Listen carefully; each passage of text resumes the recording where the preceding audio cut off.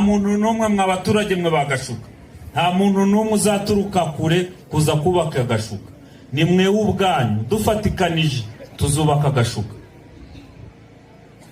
Mwirinde amatwi y'abapolitisiye b'Kinshasa, mwirinde amatwi y'amabande ari kwirwa yiba abaturage, mwirinde ayo matwi yabo, mubireke muze abana baze bitabire, tuzana umutekano iwacu, tuzana amajambere iwacu, twubake iwacu.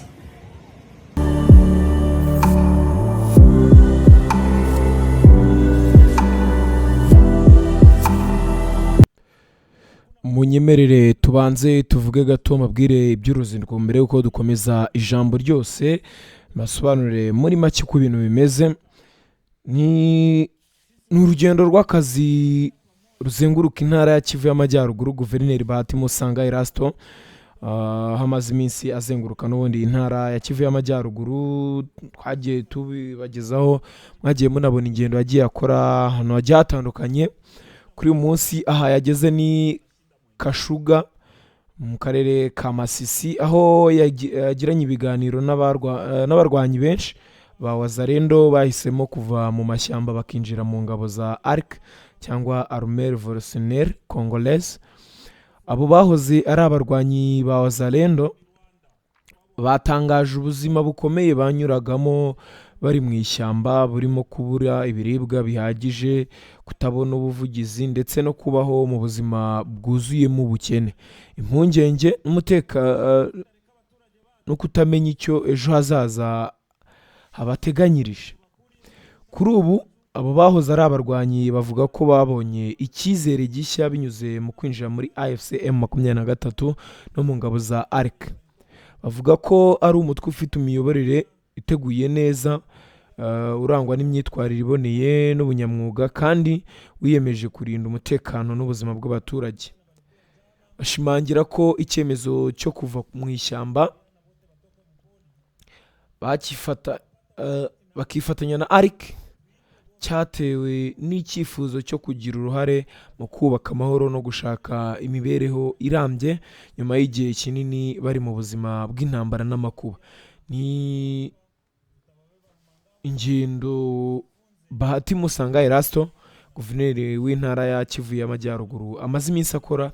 Twagiye ahantu hose yagiye twabibagejejeho, byose twarabibahaye, murabyumva neza. Rero ahatayewe naha Ikashuga, ubwo nagira ngo mabwire muri make, bundi reka tugakurikira ijambo ryose yagira hariya n'ibintu agiye atangaza byose.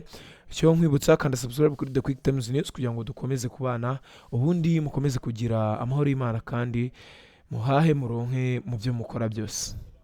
Nta muntu numwe mwa baturage mwe bagashuka, nta muntu numwe uzaturuka kure kuza kubaka Gashuka.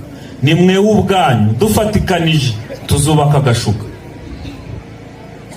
Mwirinde amatwi y'abapolitisiye b'Kinshasa, mwirinde amatwi y'amabande ari kwirwa yiba abaturage, mwirinde ayo matwi yabo, mubireke muze abana baze bitabire, tuzana umutekano iwacu, tuzana amajambere iwacu, twubake iwacu. Hakuna mtu mwingine mwenye atatusaidia kujenga Kashuga na kando kando ya Kashuga bila sisi wenyewe. Sisi watoto wa Kashuga tukeshika, sisi wote tuketembea pamoja, tutajenga kwetu. Tutajenga kwetu Kashuga, tujenge kwetu Kashuga yenye haina ubaguzi wa ukabila, tujenge kwetu Kashuga yenye hakuna mtu mwenyeko yule ya mwingine.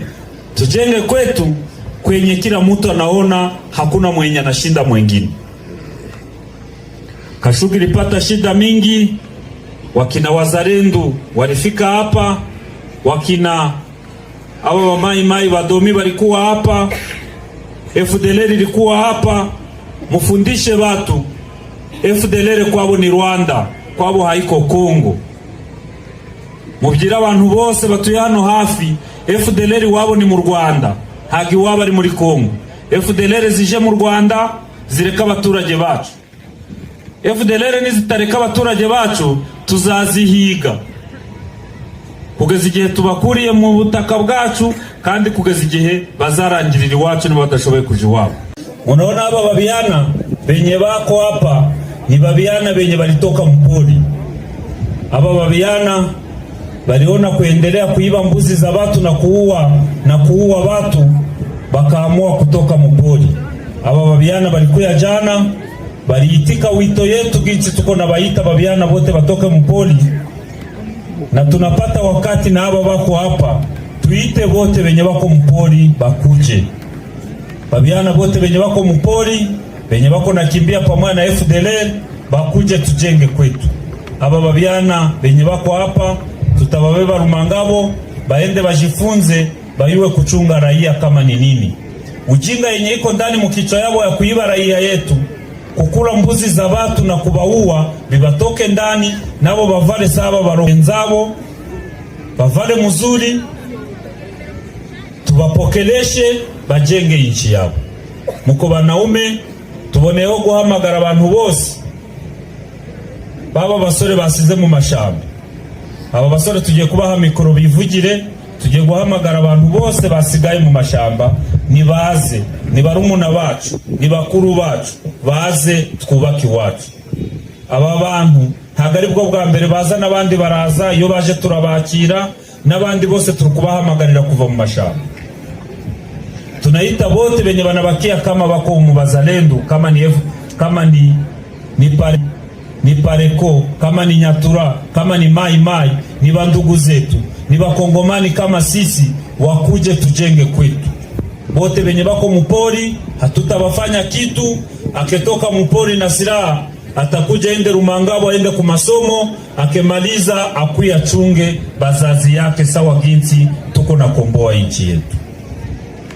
Lakini batuambilie benye banabakia, bale benye banabakia pamoja na FDLR na ziko na batanganya. FDLR kwabo haiko Kongo, FDLR kwabo ni Rwanda. Kisekedi na batumikisha kake, bayuwe kama Kisekedi na Ndayishimiye bako na badanganya, baende kwabo.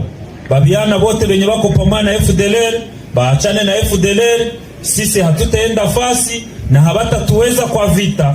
Nguvu zenye zilibatosha kuanzia Bunagana mpaka Goma mpaka Bukavu, zile nguvu zishaji multiply. Hata batakuya wakamate mwingine siku 2-3, lakini tutabatosha. Hii vita habata iweza. Hii vita yenye tuko napigana, tuko pamoja na Mwenyezi Mungu. Na waza mtu mwenye iko pamoja na Mungu na mwingine mwenye iko pamoja na shetani, siwe kama shetani anaweza shinda Mungu. Hapa kuko pastor harije shetani yatsindimana. Turi kumwe n'Uwiteka, turi kumwe n'Imana, niyidufasha kuko ibyo turwanirira bizi. Iziko turwanira kubera karengane, ariko bari kumwe na shetani kubera kwica abantu no kwiba abantu, ntabwo uruhande rwabo bashobora gutsinda kuko bari kumwe na shetani. Ntabwo abantu bari kumwe na shetani batsinda urugamba. Twe turi kumwe n'Imana kandi urugamba tuzarutsinda. Nitaomba baba babiana, ngiye kubaha mikoro babaelezee kwenye banatoka na baite benzabo benye banabakia nabo batoke mpori, tutabapokea. Aba ni bandugu zetu. Babiana, mimi ninabaambia felicitation, muko banaume muri abagabo, mwateye intambwe ya kigabo, mwakoze cyane. Mumenye ko muje mu muryango mwiza, umuryango mujemo ni ARC, igisirikari cyacu kitwa ni Mouvement Revolutionnaire Congolais. Muje muri ARC, igisirikari cyacu kirabakira neza kandi tubambike kuva hasi kugera hejuru kandi tubahembe. Rero muri abagabo ntacyo nababyira usibye kubashimira. Muite mwambie benye banabakia batoke mpori, tutabapokea sawa nyinyi muko baloko zetu na bakubwa zetu benye banabakia kule, mubambie karibu. Zungumuzi. Jambo sana. Nasie tunashukuru Mungu kutoka mpori. Tunatokea mkote ya Bibu. Kwa jina Ndaisaba Eme. Nilikuwa S3 Brigade ya 5e secteur ya Queen. Kwa Queen bigira abagabo kama munamuyuwa siyu. Sasa njo tuliona mpori binadushinda, nikaambia wapeti yangu tutoke mpori, tutafute komanda mwenye tunaiwana. kasema hatuwezi yuwa kwenye komanda mwenye tunaiwana kwenye iko, kasema twende Kashuga. Tukapanga njia usiku yote, tukaona tunafika Kashuga, na sie tunashukuru Mungu kufika kubarabara.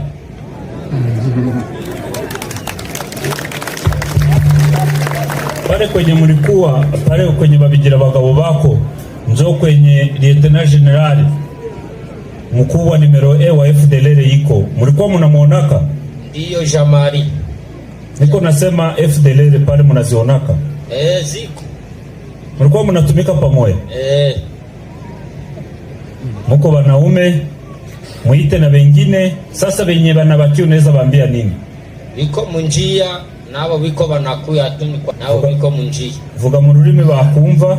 Abasigaye urababyira iki?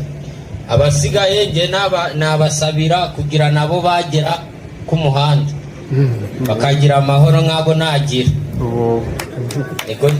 Nibyo nabashime. Asante sana. Aba ni wanaume, unaona wanatoka mpoli. Chakula yenye mlikuwa mnakulaka mwarya ibiryo bimeze gute? Mlikuwa mnachokula kule chakula namna gani? Chakula yenye tulikuwa tunakula soda na kulaka mubaya tu na wiko mu magumu. Ni kukula hizi hii chakula yenye natoka kama pombe. Ya wapi? Madepre. Mukumva ko baryaga amadepure? Amadepure murayazi? None amadepure usibye kuyakora mu rwagwa ni ibiryo? Urukumva abana bacu barumuna bacu batari guteseka? Sijue kama batu benye banayua depre mu Kiswahili siwe kama di depre tu.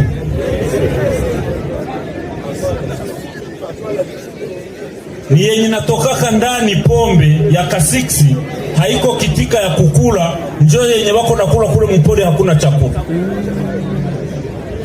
Munakulaka madepre na nini? Madepre tu. Hakuna na kupata na nani na savo, chumvi ni shida. Jeshi. Hakuna. Nyinyi hamusikie kama watoto yetu banateseka. FDLR zinakamata bandugu zetu anotage, zinakamata baloko yetu na bakubwa yetu anotage, zinabadanganya batu banabakamata anotage, banaishi maisha ya huruma.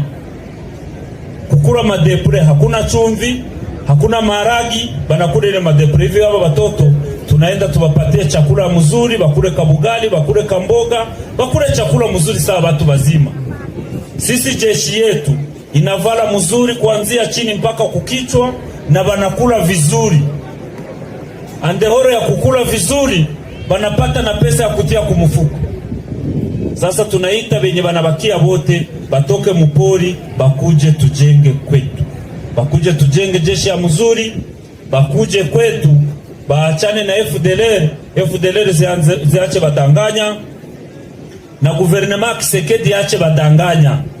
Kwani guvernema Kisekedi juu ya extremisme njo benye nabo banakamatana na FDLR kudanganya baloko yetu na bandugu zetu babakie mu bitu benye habina maana. Mukwetu mupiganie inchi yenu, mukwetu tujenge inchi yetu, inchi yenye haina ubaguzi, inchi tutie maendeleo mbele. Asante babiana na courage.